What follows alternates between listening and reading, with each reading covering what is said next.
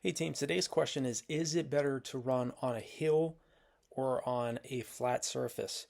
In my opinion, both are extremely important. Running on flat surfaces, you're obviously going to be able to sustain a much faster pace per mile or pace per kilometer.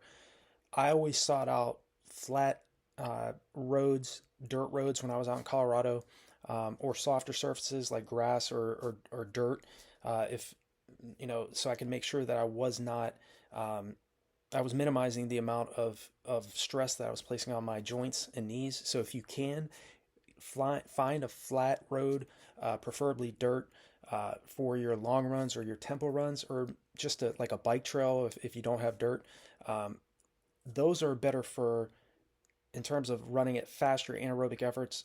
Hill or flat sections are better, in my opinion. Really improving your oxygen carrying capacity, your ability to sustain a very fast pace and to be able to clear lactic acid faster than it's building up. If you're running easy and relaxed, that is still very important throughout the week. You still want to build your endurance. You still want to burn fat. You want to get fit in terms of your endurance. But when it comes to running at much faster paces, uh, I mean, this is a great question. They're both really important in my opinion. I don't think that um, is it better to run uphill or on a flat surface? I don't think that one is necessarily any better than the other because you can't continue to run on hilly terrain every single day and expect to not get tired and get stale. You want to make sure that you're mixing up the terrain you're training on. Like I mentioned before, running up hills is definitely key for improving your leg speed and in recruiting more fast twitch muscle fibers. You want to because you're not going to be able to recruit those types of fast twitch muscle fibers by running easy, relaxed aerobic running. Okay, the faster we run, the more oxygen is required, the more lactic acid is built up. And you do, like I mentioned before in other videos, it's important. You have to get comfortable being uncomfortable. Okay, you're not going to become a faster middle to long distance runner or sprinter unless you're really stressing the energy systems of the body. And you definitely will do that by running uphill. Um, Over the years, training for track races and marathons, I trained on both uphill, on short uphill repetitions. I would do like 50 to 300 meter hill repetitions, but I would also do long runs at times over hillier terrain. If you're training for, say, the Boston Marathon or the course I ran 219 on, California International Marathon, you definitely want to train on hills. If you're training too much on flat sections for a hillier race like those particular courses, um, sure, you're going to be in great shape uh, in terms of anaerobic capability or aerobic capability, but you also are going to be working different muscle groups by running on hillier terrain, and you're really going to be working on your speed to a greater extent when you're training on hills because um, you're forced to really focus on your acceleration, lifting your knees, pumping your arms to a greater extent if you're training on hills versus if you're running on a flat road with no undulations. It's just completely flat. Like I said, you want to find a flat road, preferably the softest surface you can run on, but definitely focus on flatter sections for tempo runs and for long runs. Um, and you can still do long runs that are over hillier type courses. That is definitely going to help you in terms of, especially if you're training for those types of races that have a lot more hills on them versus those that are like a Chicago or a Berlin or a London type course. But I don't think, is it better to run uphill or on a flat surface? Like I mentioned before, running uphill definitely improves your strength and fitness, but the gradient naturally will force you to take shorter strides than if you were on the flat. Okay, so keeping running on a if you're running relatively flat routes all the time, um, that'll still improve your overall capability of to be able to sustain your goal pace.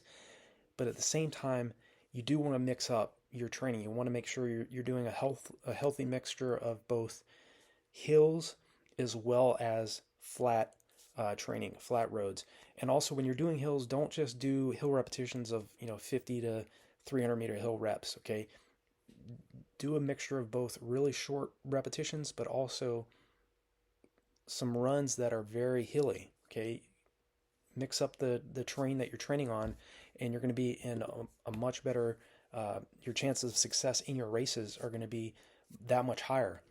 And so, like I mentioned before, it's very key to uh, start mixing up the paces of your long runs. Don't run long, slow, and easy every single weekend. If you've done that in the past, start mixing up the paces. Okay, like some of the types of long runs I would do over the years is, and earlier on too, when I started running marathons in 2002, I would run easy every single weekend from 2002 all the way to 2007. I didn't make my major changes in the way I prepared until 5 years later. And I credit that change of changing up paces during my long runs to dropping my personal best from 2:43.36 to 2:19.35. And I've seen other athletes who have implemented this style of training into their preparation and have dropped significant time.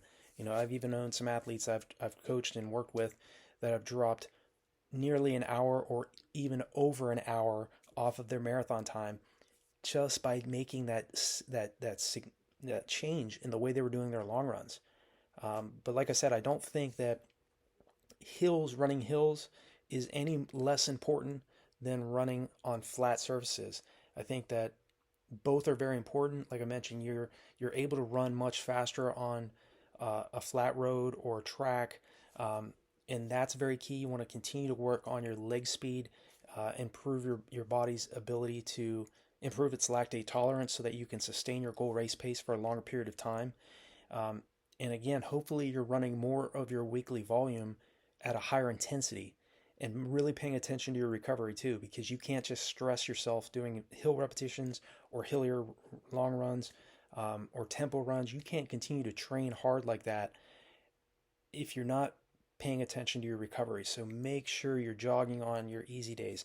Take those easy days as they're meant to be. They're supposed to be recovery days. So slow down. Take that same amount of discipline and motivation you have to run fast, and take that into your easy runs and relax. This is just running.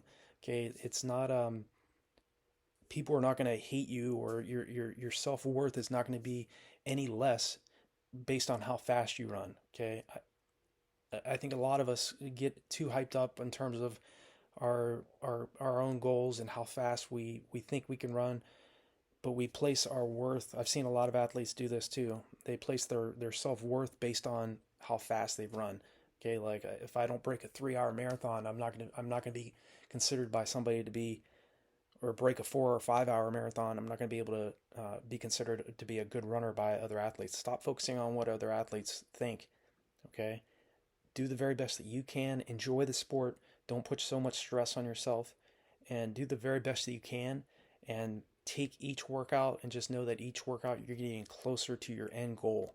And it's not going to be easy. A lot of you all out there that are watching these videos, you have time goals, you have, you're trying to lose weight, you have your own goals, and it's not going to come overnight. You're going to have challenges, you're going to have times in training where you second guess yourself. I had it as well, but just stay the course and don't lose enthusiasm for what you're doing. So I hope this is helpful for you all.